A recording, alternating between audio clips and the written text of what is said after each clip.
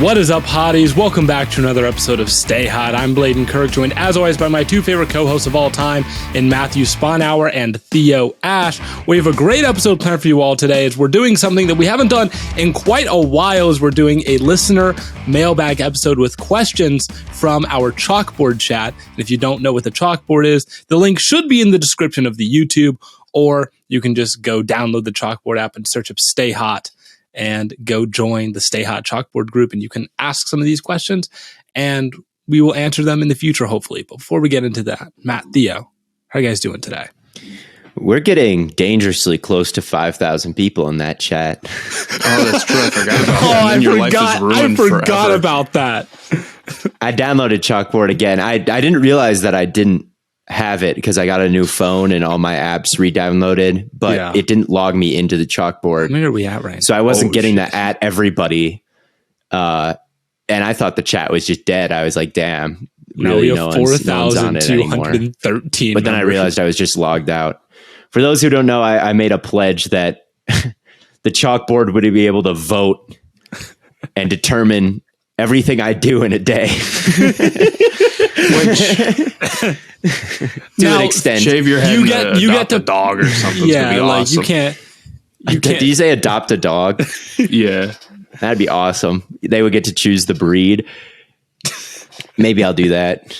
I'd walk away with the ugliest mutt. Yeah, you're gonna have like 3 or 4 pit bulls. I'd get those dangerous ones. They just like hate me. Bro's gonna have 3 pit bulls, 4 kittens, and then the next day I'll have 3 pit bulls.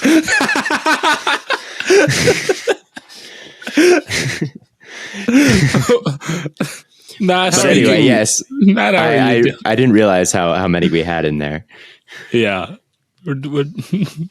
Well, speaking of dogs, my mom's dog is downstairs howling. So if you hear any howling, I promise it's not me. It's my mom's dog that has separation anxiety, and I believe she's gone for a walk. So downstairs in the living room, since when Nelly you have a dog? I thought you just had your horrible cat.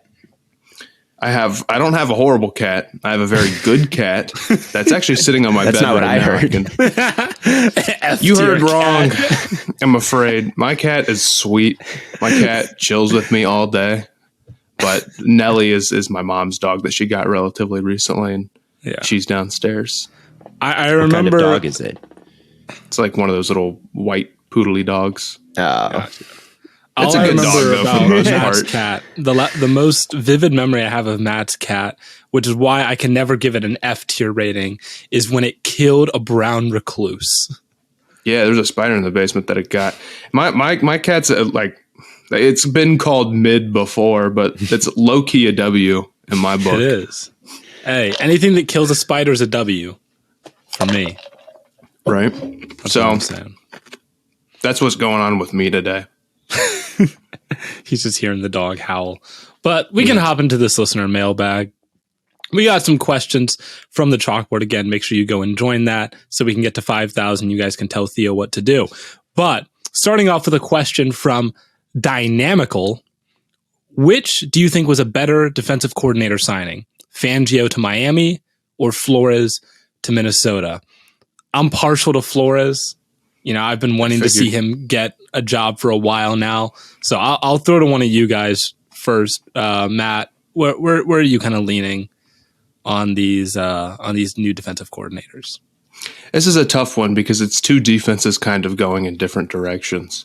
You've got a Vikings defense that was very base heavy, now probably not going to be like that, going to blitz a whole lot. And then you've got a Miami defense that maybe some would argue blitz too much or in ways that were incredibly stupid. Maybe leaning a little bit away from that. Yes, they just switched philosophies, which is very funny. One was like, "Oh, this Fangio stuff, terrible. Give me a Dolphins guy," and then the Dolphins were like, "Oh, this Brian Flores stuff doesn't work. Give me a Fangio guy." Yeah, when you have no corners, that typically doesn't work. I mean, both of these teams are having problems at cornerback, right?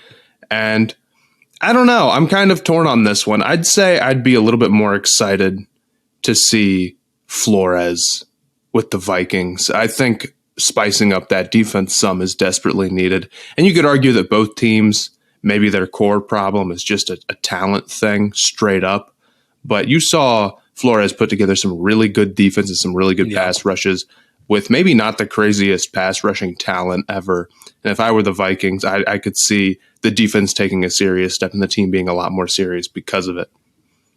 I like teams that zig when everyone else zags. I mean, every defense in the league has a Fangio guy running it these days. I mean, the fact that you get the real Vic Fangio to run it is good for the Dolphins, but I mean, oh my God, it seems like every single coordinator hire or coaching hire made in the last like 2 years involves like someone who worked with Fangio at one point.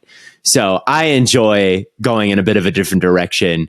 I think it's more fun to watch guys who will just man up and blitz. I respect that defense, and it's a little bit different. I think that the league is cyclical, and when teams are seeing Fangio too high, quarters looks every single week, eventually they're going to get better and better and better against it. And then you're going to have a guy like Flores that's completely different in blitzing you. And I think that eventually the Fangio stuff is going to fall out of style because that's just the way things go. And I don't think it'll happen next year. But overall, I'm a little bit... It's tough to get too excited when Fangio stuff is just everywhere these days. Like, okay, you are running the Fangio defense just like everybody else. And I think it's a good hire. Like, Fangio is very good. Everyone runs his stuff for a reason. There's answers against basically anything in it. But I'm a little bit more excited for Flores for sure. Yeah, I think at least with Flores, the one thing you look at Miami is like, oh, well, their defense is wasn't serious this year, Matt, with baby's first blitz type stuff going on. But Flores wasn't there this year, so they were kind of just feel like running a lot of the residuals, right? And as opposed to Flores, I feel like can adapt more, right? Because he's from the Belichick tree, right? So I look at like if Belichick's a defensive guy and Flores is a defensive guy, I'm like, well, I trust you to know what you have and work with and try and get the best out of those guys. He answered a question at his opening presser. He was asked if they're going to run a 4-3 or a 3-4. And he said, who are we playing? He knows how to be multiple. He followed it up with then saying 3-4. So maybe he was joking, but yeah, he's like, you would never hear Ed Donatel say that, like, they're never going to switch it up based on the opponent they play. They're just going to play their conservative like stuff. They're going to play the too high. They're going to play quarters. They're going to play a bunch of zone. And they didn't really have the corners to play man this year outside of maybe Patrick Peterson. But yeah, I think that Flores will be a boon for the defense, and it will certainly make it a lot more interesting to watch. That's for sure. He would not have folded to Daniel Jones and the Giants so easily. Whereas I think Boyer in the playoffs, whereas his scheme and his plan to blitz Josh Allen didn't ultimately work, they let up a lot of points. I thought it was the more well thought out game plan where it's like, man, I'm just going to blitz him and tempt him to throw the hero ball and see if he makes mistakes and not let him scramble. Like I got where they were coming from more than Donatel. So I think Boyer was better than Donatel was. So the upgrade isn't as stark in my opinion. So that again, point goes to the Vikings and point goes to Flores. But I think that the Dolphins will be like, I don't want to say like, I don't like the Fangio. Oh, the Dolphins, they stink now, actually. And I'm just glad Flores got another chance. I really thought that he might get banished to the Shadow Realm after, speaking out against the league's like extremely questionable and racist hiring practices.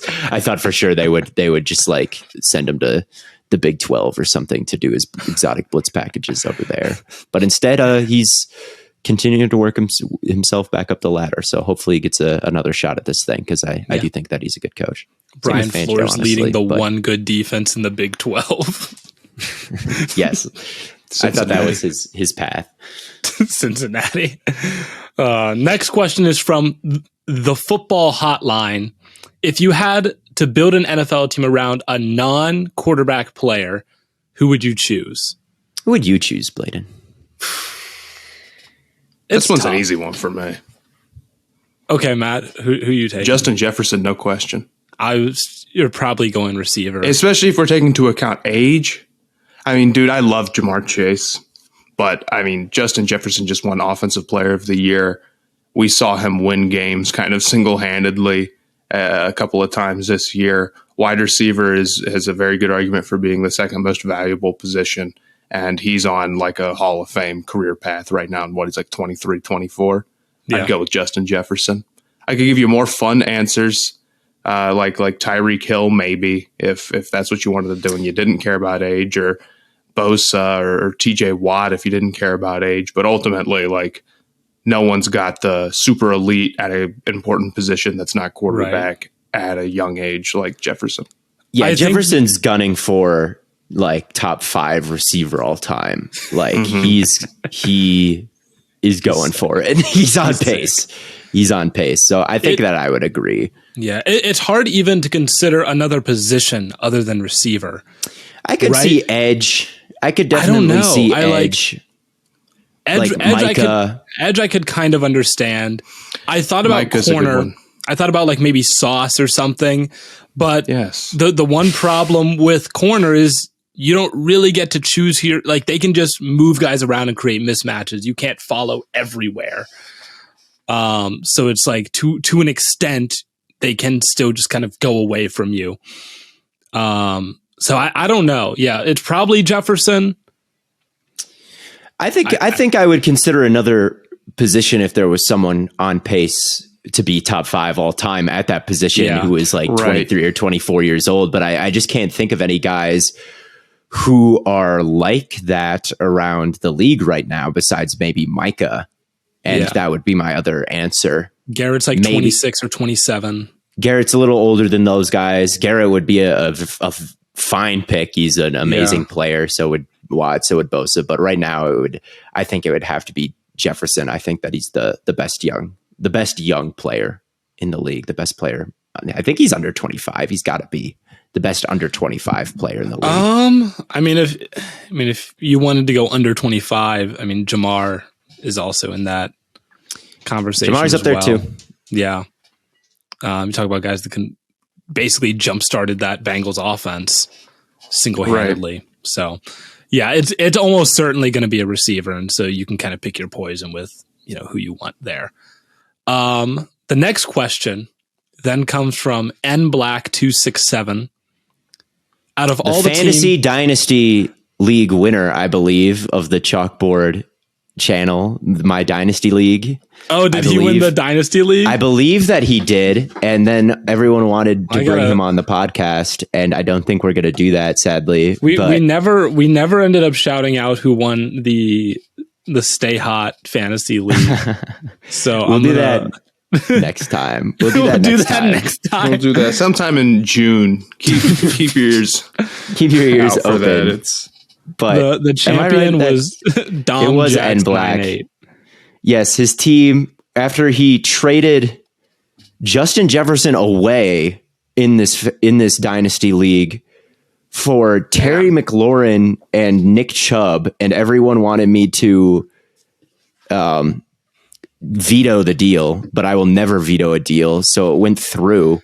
W commissioner. And then he ended up winning the whole thing after trading Jefferson away at Dynasty. We talk about who we'd rather have, if we could have anyone, who would we have? Nick Black, or I guess I don't know if his name is Nick, but NBlack267 is disagreeing with our premise here, and he thinks that Justin Jefferson is a tradable asset, and he was correct. So anyway, I just need to shout out. I need to shout out NBlack267. So true. Okay, so his question was: out of all the teams with new coaches, who do we think will make the playoffs? So what teams are those? That's the Colts. Well, there's an obvious one. What? There's an obvious one here. The Panthers, then, right? It's going to be the Panthers. It's got to be. I mean, you look at the other situation. Broncos, maybe, dude. I mean, I like Sean Payton. In the AFC, no chance, I think. Not even in the AFC, bro. In the AFC West. Yeah, you're gonna be the third team in that division. I fear. We've got the Colts, ass. The Cardinals, no. Like, who else? The Texans, not happening. And then we have the Carolina Panthers, who are in legendarily dog shit division. Their coaching staff. I will be telling my kids about it. Yes. Let me tell you about the 2022 or 2023-2024 NFC South. It's a beautiful thing. If they get a quarterback, I mean that team almost made the playoffs last year, and they had Matt Rule as head coach going into the season. This speaks volumes. I don't think the Panthers are going to be that great next year, but their path I think is so much easier than everybody else's. And if they get a real quarterback at all, I think they're going to be a 9-win team. You're winning the Super Bowl with Derek Carr, I fear. We're not going to have Derek Carr, but yeah. I think that's Derek Carr, I'm putting like $1 on the Panthers to win the Super Bowl. That'd be silly. I think that's the obvious answer. I could maybe see a world where, like, maybe if the Colts draft a rookie of the year type of quarterback, they've got the roster to make a wild card run or challenge the Jaguars potentially. But overall, it's pretty easily the Panthers here. If you look at the path, the AFC is so tough. It seems like Kyler will be returning about mid-season for the Cardinals, right. Mm-hmm. So they're probably not making it, sadly. So yeah, I think the Panthers are a pretty easy one. Congratulations, Matt. Yeah. Next question is from Condat Z. I don't know how to print. I don't know, man. Do the Rams still have a shot at being a contending team? I was thinking about this a while, like yesterday, because I was recording my Madden video and I had to go in and restructure 2 whole rosters. But when you're like editing rosters in Madden, you have to also make the cap work for some reason, even if you're not in a franchise mode. And I had to move around multiple Rams players. And I realized that like Ramsey, Donald, Kupp, and Stafford are all like top 3 in cap hit at their. It's like ridiculous how much they're spending on like 4 guys. Yeah, go look at their cap hit in the year they won the Super Bowl and go look at their cap hit now. I swear to God, Ramsey was making like under $10 million a year that season. Yeah. I mean, if they wanted to get really, really, really, really aggressive and they wanted to restructure a trillion contracts, I mean, any team at any time can do that. But I would say you're coming off a bad Stafford season. Even if he looks better, I don't trust the offensive line or the run game at all. They don't have their first round draft pick. They're paying Donald and Ramsey and Kupp all a whole bunch of money, who are still great at their positions. But I think the whole scrubs and stars thing that they've built, the scrubs are taking over, I fear. And I don't see them as a serious contender when you've got teams that are a lot more complete than like the 49ers or the Eagles or any, a lot of teams out in the AFC.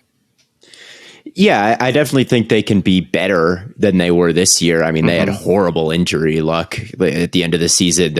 It was a skeleton crew. It was no Donald. It was no Kupp. It was no Stafford. Like they were starting Bryce Perkins, for God's sakes. So it can definitely get better. But man, you look at the roster and there's a very real chance they're forced to move on from Jalen Ramsey this year to make things work.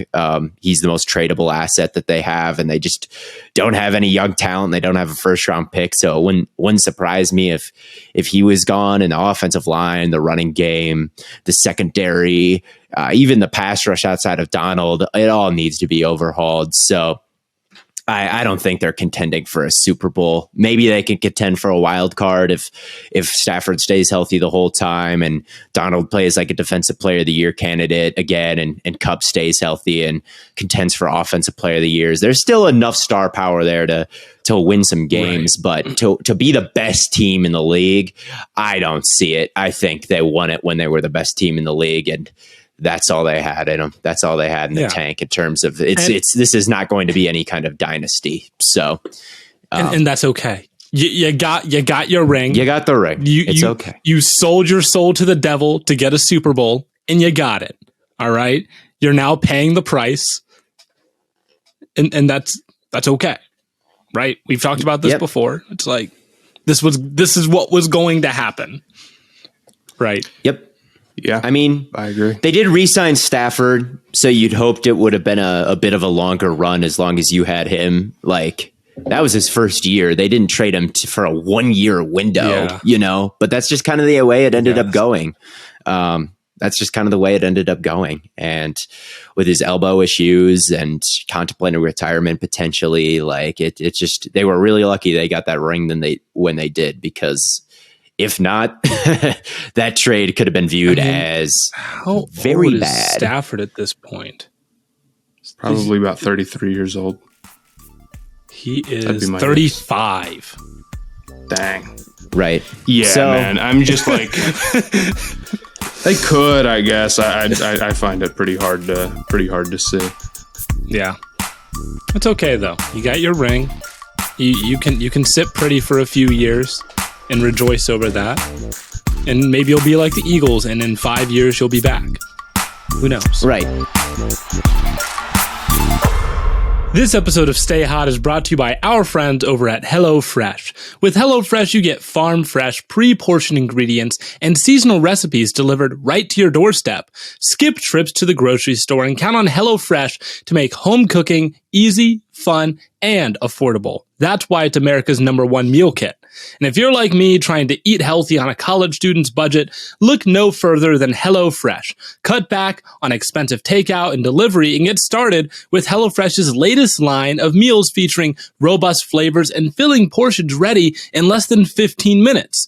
You'll love just how fast, easy, and affordable it is to whip up a restaurant-quality meal right in your own kitchen. And with ingredients that travel from the farm to your table in less than 7 days, you know HelloFresh is hooking you up with ingredients more fresh than a Joe Burrow pregame fit. I love HelloFresh. I love whipping up some food for myself and my girlfriend. So go on over to HelloFresh.com/StayHot65 and use the code StayHot65 for 65% off plus free shipping. Again, that's HelloFresh.com/StayHot65 and use the code StayHot65 for HelloFresh, America's #1 meal kit.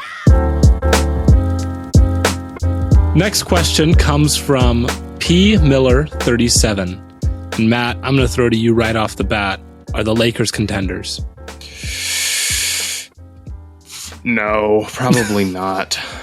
But Bron. But Bron. Well, I don't want to doubt the king. I think you can doubt everyone else. Is pretty tough. Now, I really like what they did at the deadline. Their depth is a whole lot better than it's been before, but and like they're good enough and they've got the star power where I guess if you wanted to call them a fringe contender, where it's like if they get the breaks, they could make the finals in a West that's kind of wonky. I don't know if I can quite disagree with that, but like, dude, there's not that much time left in the season, and there's really no reason to believe the Lakers are going to get the breaks, mostly with their injury luck.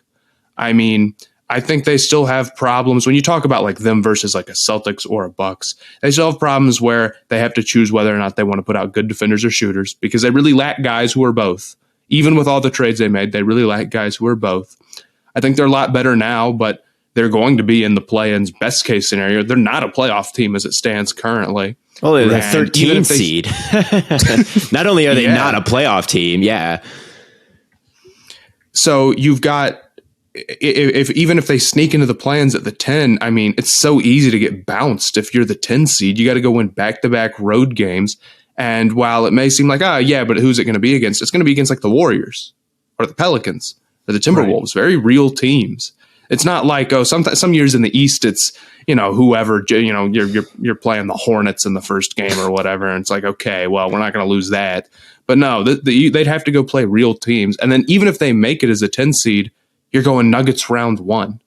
And you could go the best 3 teams straight in a row.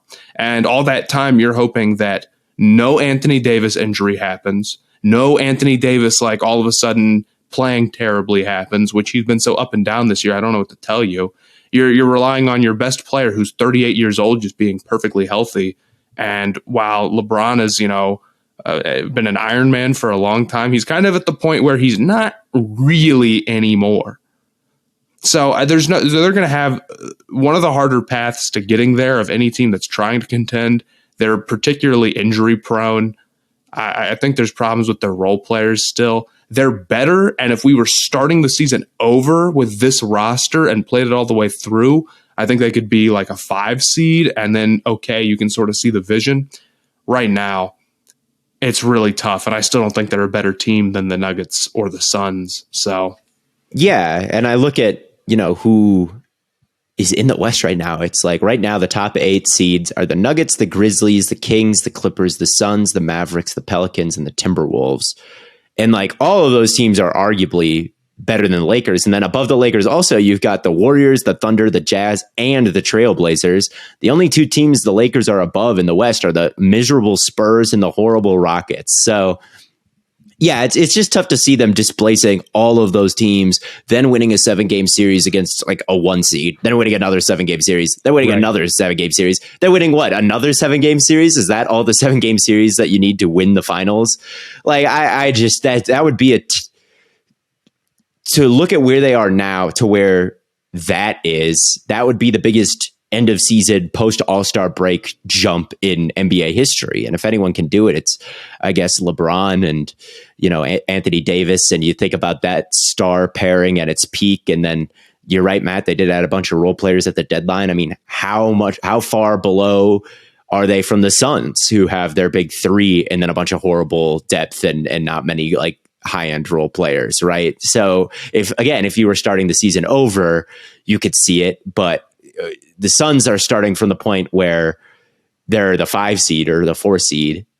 They're the 5 seed, and their roster is probably overall better. And the Lakers are starting from the point where they're the 13 seed and they've got 2 stars instead of 3, and they're the 13 seed. So yeah, there may be a dark horse. I think I wouldn't put it past LeBron to charge. I mean, they're only they're at 27 wins and the Thunder are at 28. So could they definitely get in the play-ins? Yes. Could they win the play-ins? Yes. Could they give the Nuggets absolute hell? Yes, it's all possible, but I don't think it's probable that they're contenders and actually pull the thing off. It would be a lot, it just need a lot. If you're talking about a team getting injury luck, who's at like a play-in level team, I'd take the Pelicans, but even themselves, I mean, do you really trust them to get the injury breaks when their best player is Zion Williamson?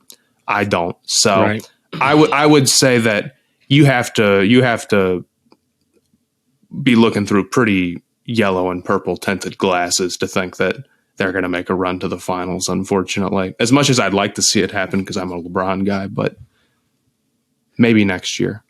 Maybe next year it'll be time for Bron.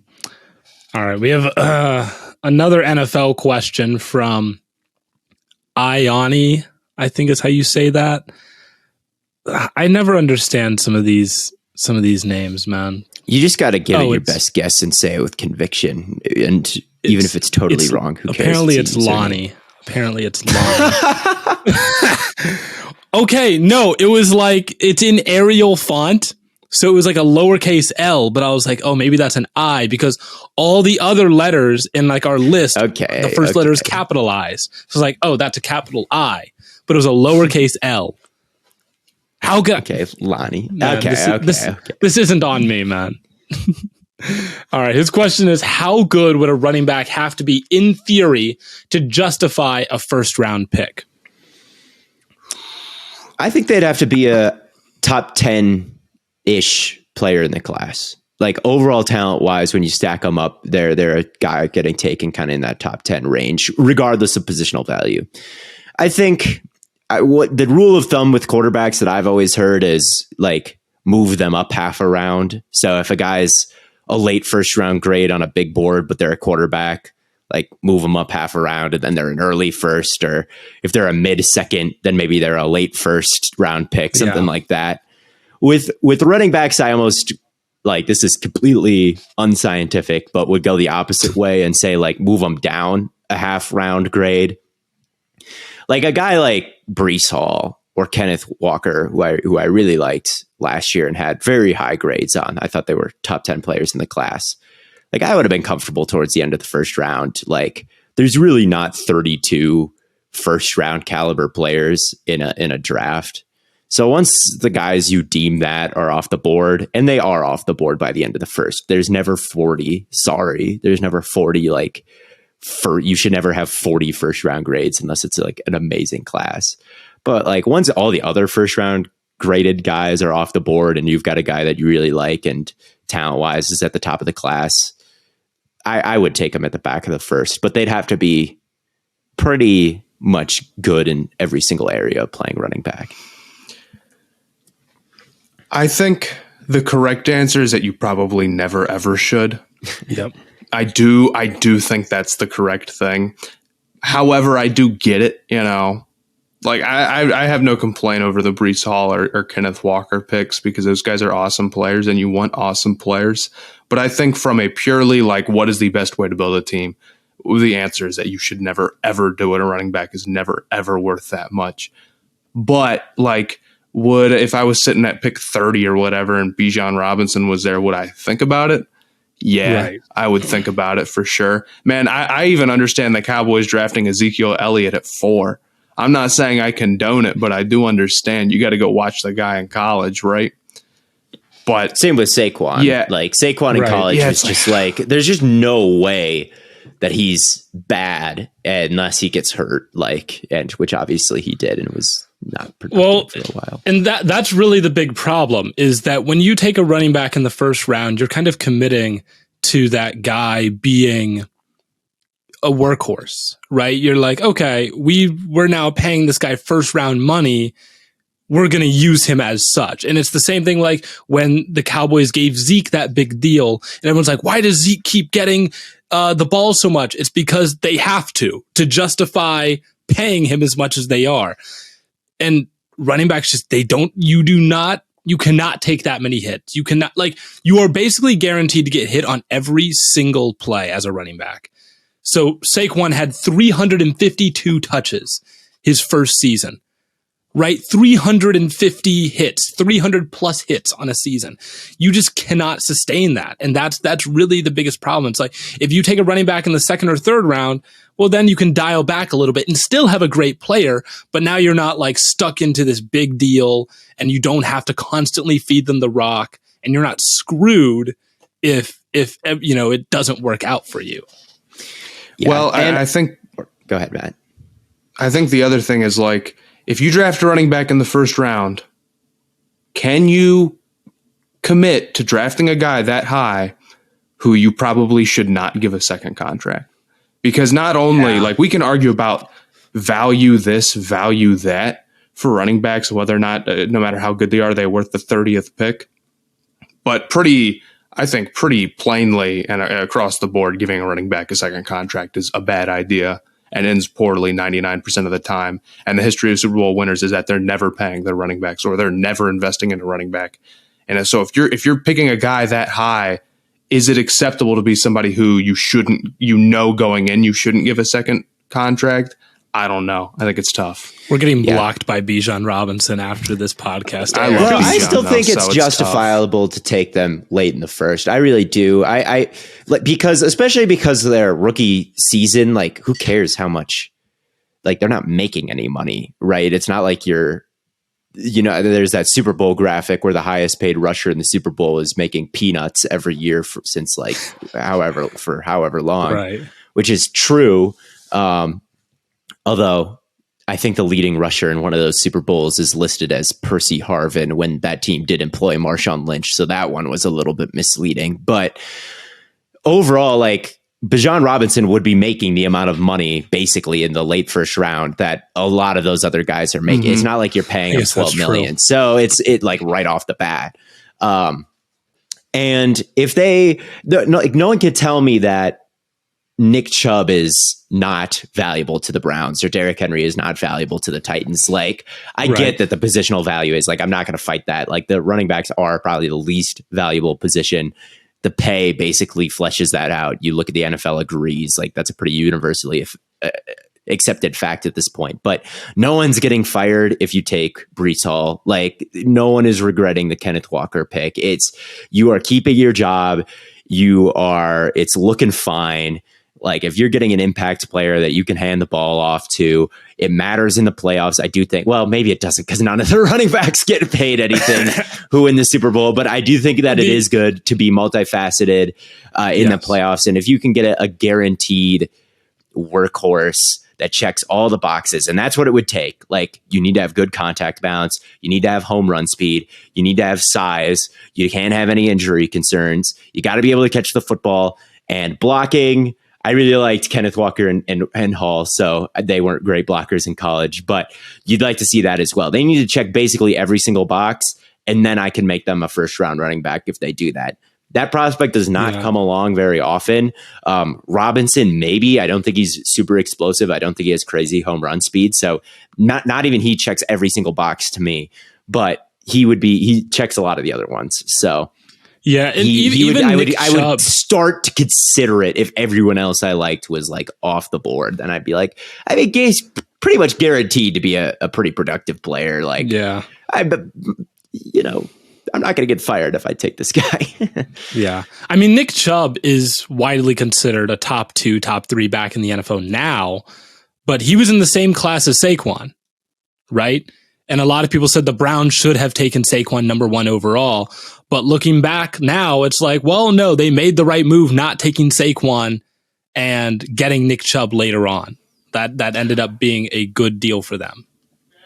And almost nobody does it realistically. I mean, you look at how many running backs have been drafted in the top 10 in the last 10 years. I think the answer is maybe 4, 1 by Jerry Jones and 2 by Dave Gettleman. So it's pretty much totally gone. I think Saquon may be the last running back to ever should be taken number 1 overall hype.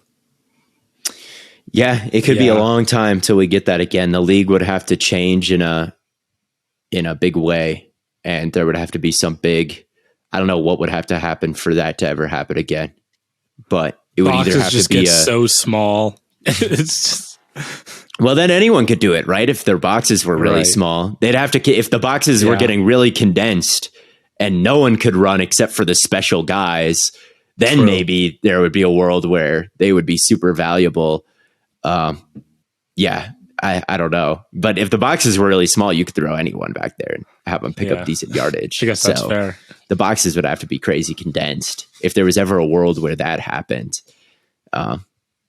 Or maybe there's just a prospect that averages like 10 yards a carry one day and people are like, I don't care. I'm just Derrick Henrying this and seeing how far he could take me. All right. Well, we've got another draft-related question from Evan Troy 88.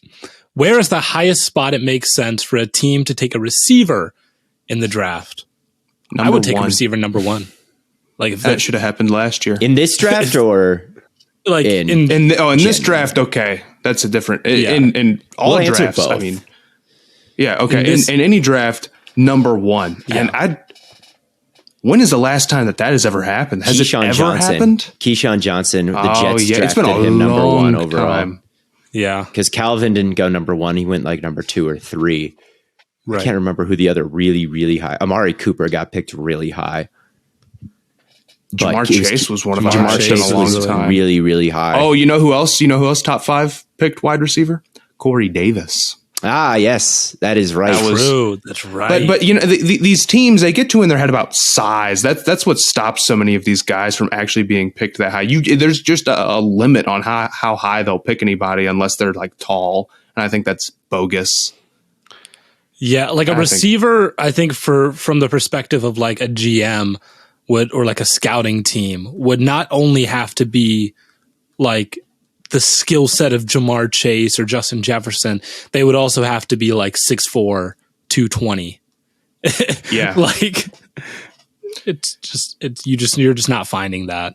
But in this draft class, I don't know if I would take anybody in the top 10. I feel pretty confident saying that I wouldn't. I think I'm not a big Quentin Johnston guy. I do like JSN, but I think to be a top 10 receiver, it's pretty tough. You got to have some real physical traits, I think, at some point. And I think maybe people will get too worked up about that over Jason, especially if he like runs in the combine, which I'm guessing he's not going to. I don't know if I'd pick him that high, but right now that's my number one receiver, and I see him more as like around like maybe a teens type guy. Yeah, I've got late first round grades on Addison and JSN. I think they're like good pieces in receiving cores, like very good pieces in receiving cores, very reliable. You'd love them to have them on your team, but maybe not that 1A type of threat, that Jamar Chase, X receiver, explosive playmaker, turns around an offense, everything runs through him type of player. I don't think either is that. I think they're like with JSN, like Amon-Ra St. Brown, very, very, very good player. He's a little bit like him, but Amon-Ra St. Brown is not quite at that like elite tier 1 level. Absolutely not. And I don't think that he's going to get there. So that's kind of the ceiling, I think, for JSN and that's a very good ceiling. Like there are not that many receivers better. There's like not that many receivers better than Amon-Ra St. Brown. There really aren't. Like there's, he's probably top 20, I would say. There's a lot of good receivers in the league. I'll just say that top 20, top 20, 25, and no one's getting fired if you take Amon-Ra St. Brown like anywhere in the draft. Like that's you hit on that pick no matter where it happens. So like I like JSN and I like Addison, and Addison is a little bit small. Again, I think that he's not someone that the offense is going to flow through him. He's this game breaking talent. No. So yeah, top 10 pick, probably not. But once you get like middle of the first round and you really need a receiver, the free agent class is weak. Maybe there's no trades to make outside of D-Hop. If you miss out on D-Hop and you really need a receiver, I think you could take him, but not super, super high. Mid first round is definitely this class. Garrett Wilson last year could have gone number 1 overall, and you wouldn't have been mad. Yes. Yeah. Yeah, in the last several draft classes, the best players from it have been wide receivers. It feels like. Yeah. I think when you get a guy like, you know what, maybe this question will be answered next year. We're going to see how high Marvin Harrison can go, and because he's tall and he's got every possible thing going for him. The physicals. Dad was a Hall of Famer. Yeah, went to Ohio State. I mean, you can't ask for more. So however high he goes is how high people are willing to go outside of, number 1 overall, because that's probably going to be Caleb Williams. But outside of that, he's going to be a top 5 pick. He's the chosen one. Hey, all I'm saying, Caleb Williams, minor down season potentially. Marvin Harrison has the season of a career. Yes. The greatest. He wins Heisman. I see it all coming together like that. and an Ohio State receiver will go number 1 overall. This is the path. This is the way. So yeah, but in general, you're fine taking number 1 overall, I think. Yeah, I think I think that this year proved, just with what AJ Brown did for Hurts and what Tyreek did for Tua and all that, like a great wide receiver can be a massive boon for your offense, and the positional value, right? It can totally transform a team, and that's what you want with the number 1 overall pick, and that's what wide receivers can give you. Although I do think there are more good wide receivers than any other position in football, which is the one thing that maybe lowers their value a little bit. Is like you're more likely to hit on a mid-round wide receiver than probably any other position in football. There seems to be a million of those. I mean, you can be valuable and abundant. Like they're important to have. There's levels to hitting on them is what it is. Right. Like is Treylon Burks a miss? No. But he's not 1-to-1 with like Olave or Wilson and that type of stuff. Yeah, you can be a solid wide receiver too, but the gap, even if there are a lot of good wide receivers, that top 10 great level is still game changing. Yes, that's a good way to put it. Yeah. All right. Next question is from Victor Olivo. Any teams currently in the NBA playoffs that you could see falling out it's kind of what we were talking about with the Lakers. It's like, who could they jump? But kind of the other way around, who could fall out? The Pelicans sadly come to mind. Even though I do like the Pelicans, there's a world where they're not healthy enough. Zion's not healthy enough to carry him into the thing, I fear. Yeah, I'd say they're a team of pretty big concern. I really wonder how that's long-term going to play out for them. I think Zion Williamson just totally can't come close to playing a full season. So they're in there. The Nets are an obvious one. They just traded everybody away. But they're kind of interesting because, obviously, like, they've still got a lot of really good pieces, and they've got a pretty decent lead right now as the 5 seed. So are they going to have time to blow it? I'm not 100% sure. The Knicks are sitting right there at the 6th seed. Are we saying fall out of the playoffs, meaning like in the play-ins? I'm not entirely sure. It's not specified. I'd be worried about the Heat too. Their offense is miserable, and they've made some additions that I don't think really change too much for them, and they obviously didn't do anything at the deadline. Outside of that, I think teams kind of are where they are a little bit.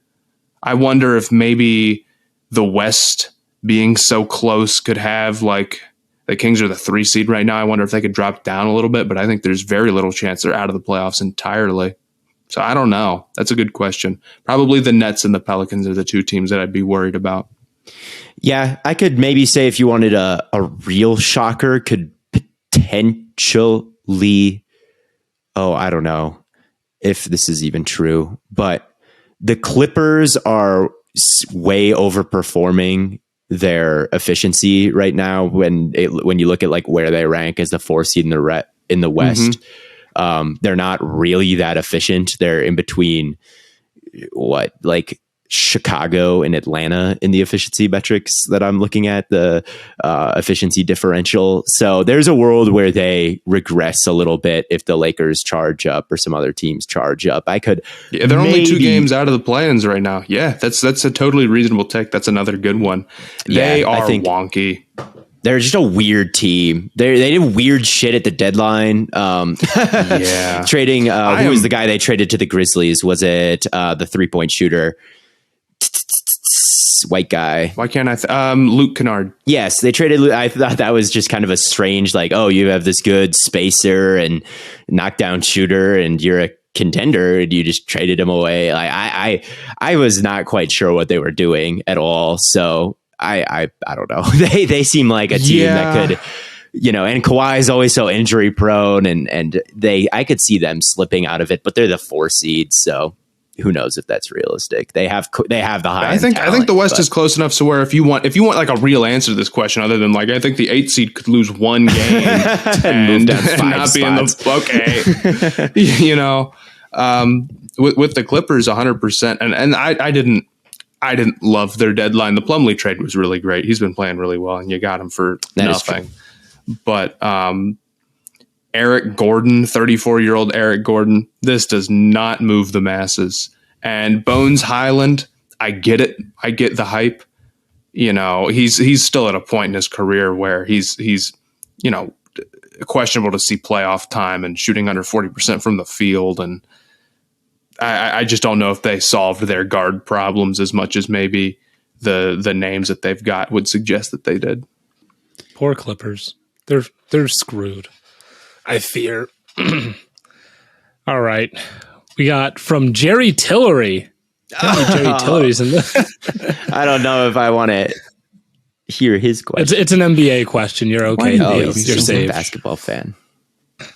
He's not familiar with my game, luckily. He hasn't been watching.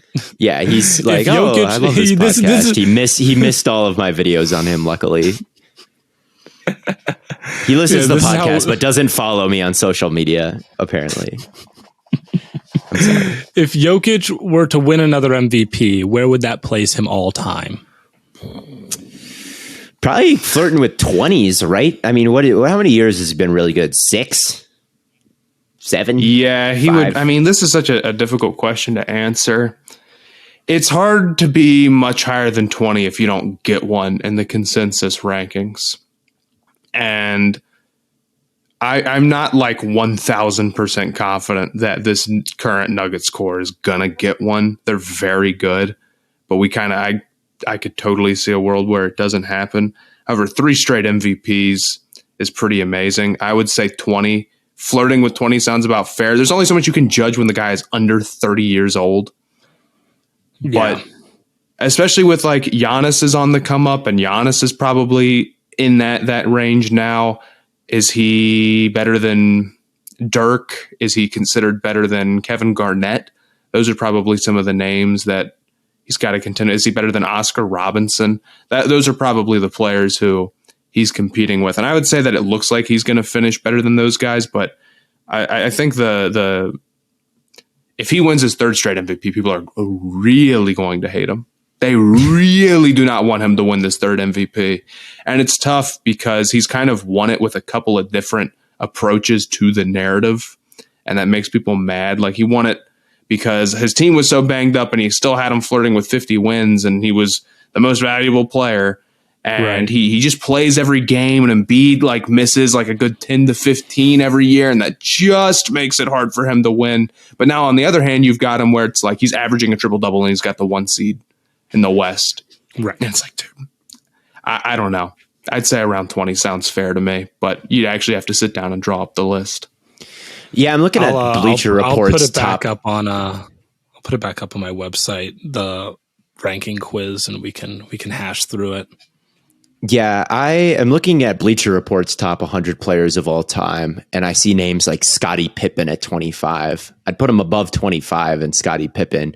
But then right below Scottie Pippen is Dwayne Wade. And Dwayne Wade was such a good guard for such a long time. And he, won all these rings. And is he better than Jokic all time?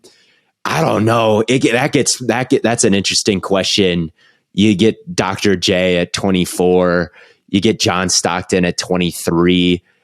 I think once you get into the high 20s, low teens, you start having some really interesting conversations. You get Charles Barkley at 18 on this list, Moses Malone at 17, Karl Malone at 16. I think once you get to maybe like that Karl Malone, KG, Hakeem Olajuwon level in like the mid 10s or the mid teens, then you start putting these guys above Jokic, but like 3 straight MVPs is crazy, but you got to realize it's like, well, let's say he doesn't win it this year, but he just gets like another one in the next like few years. Oh, if he gets a ring, then he's if he gets a ring, there. then he's pushing top 15. But I think Pippen over Wade is kind of bogus. To be, I think so too. This is the first list I pulled up, and I disagree with a lot of the things on here. I am sorry to all of my listeners. Mm-hmm. When did it come out? I believe that list came out years and years ago. I think I've looked at it before. That could be true. Sometimes you'll click on I just needed a basketball and it'll come out. No. I totally get it. Or at least the Stay Hot article on the top 30 basketball 2015. So yeah, okay. Okay, but that's pretty dated. I guess Wade had already completed most of his career. Yeah, I wouldn't say Wade did anything to move him up the list post 2015, really. Nah, he added a few more All-Stars. He became happier and everyone loved him more. Adam Fromall, you don't know ball, Adam Fromall. I'm coming. This is a kid from 8 years in the future to tell you that your list sucks. Sorry. But anyway, yes, I think and I don't think it really even matters if he wins MVP in my book or not, or in the real book, because in my book, he's doing what he's doing, right? This is his 3rd year where he probably deserves an MVP. So whether he actually gets the award or not, he's still doing what he's doing. So I guess it's the other question with this is like, how much does he actually need the MVP award to move up?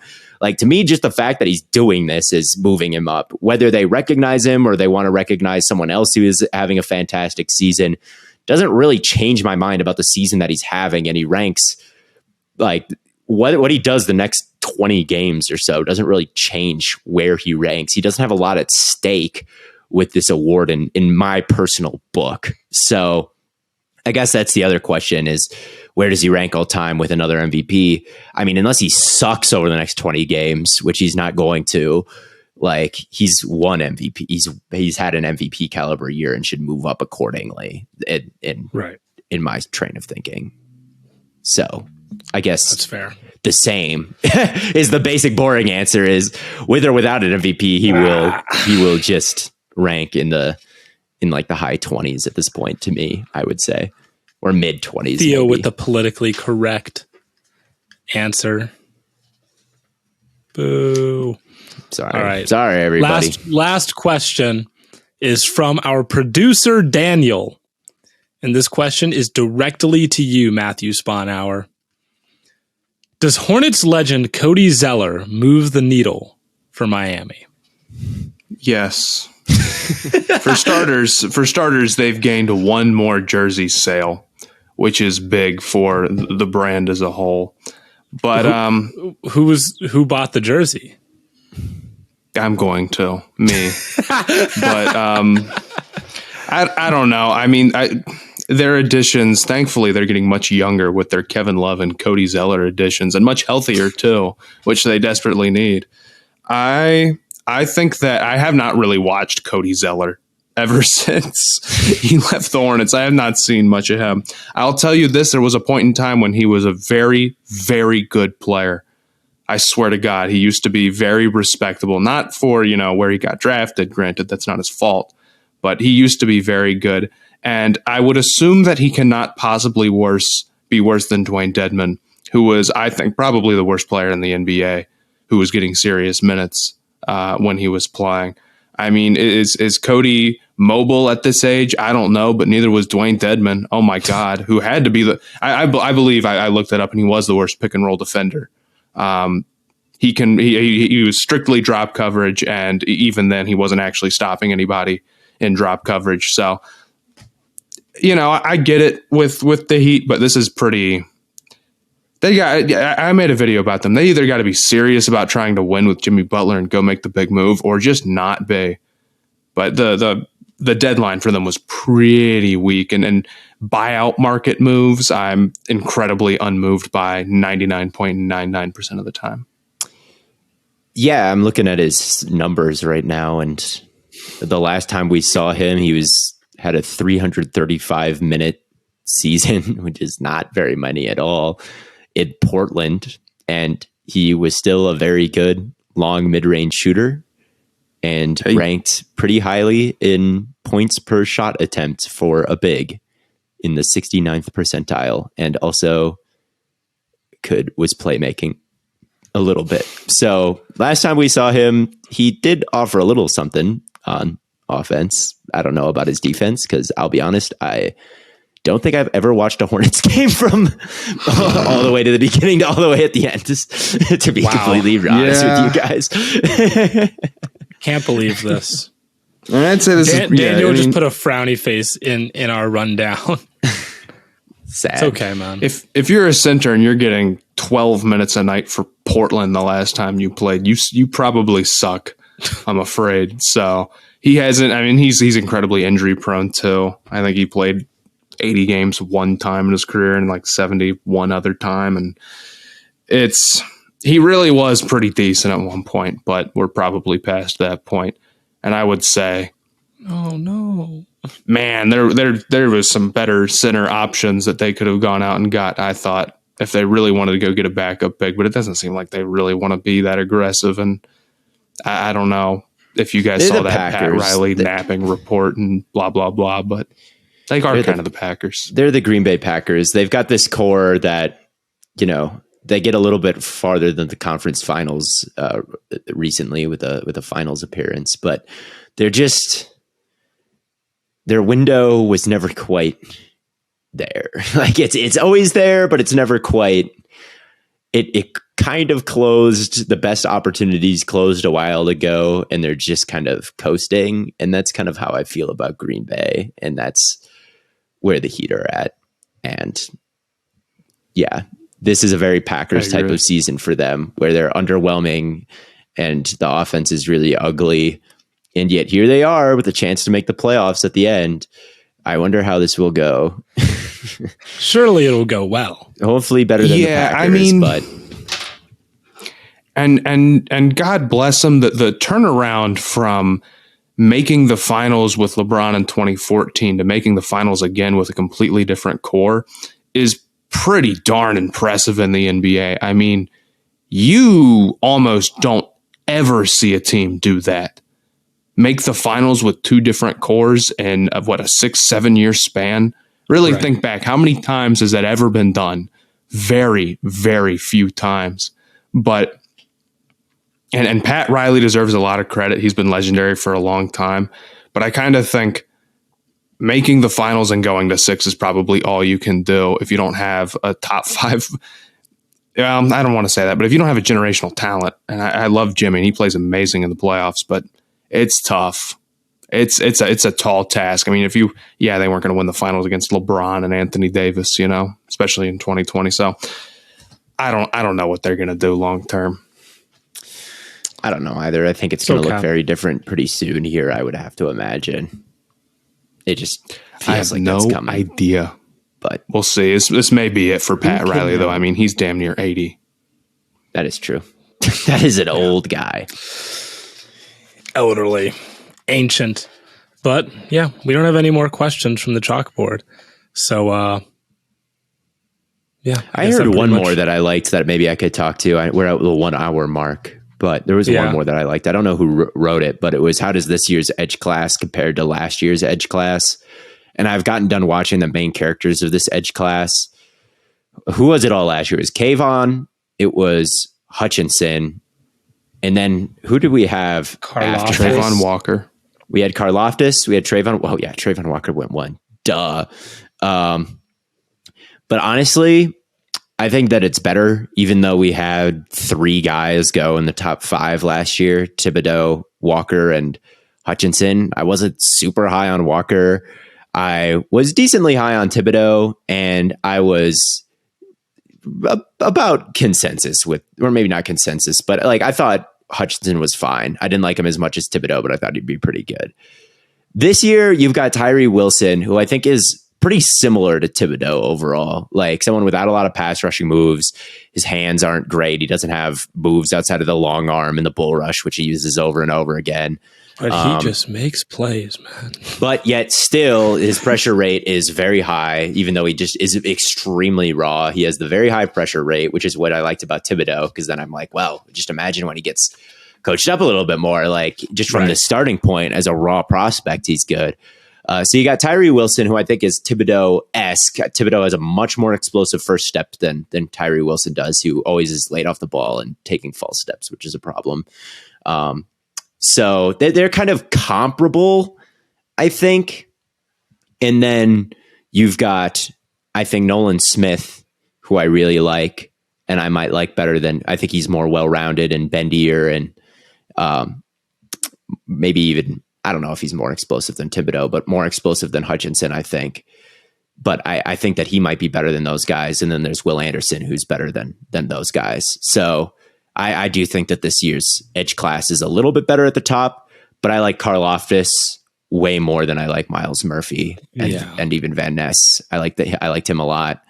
Trayvon Walker was a good like physical prospect. Like I think he's way better than Miles Murphy and again Van Ness. I haven't watched the Will McDonald tape or the guy from Kansas State yet, so we'll see. But overall, I think that this is a bit better at the top, but maybe the depth. I think the depth might be a bit.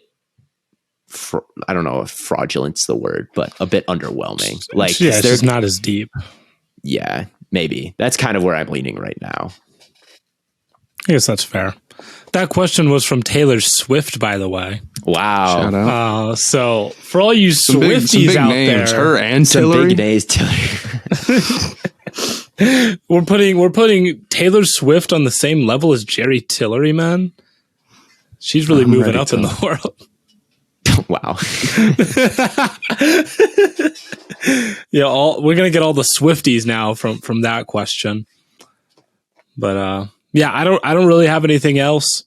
So yeah, we'll probably do another one of these relatively soon because we're kind of in a a rut as far as there's not shit happening in sports right now. There's the man. All-Star. There's Matt McClung.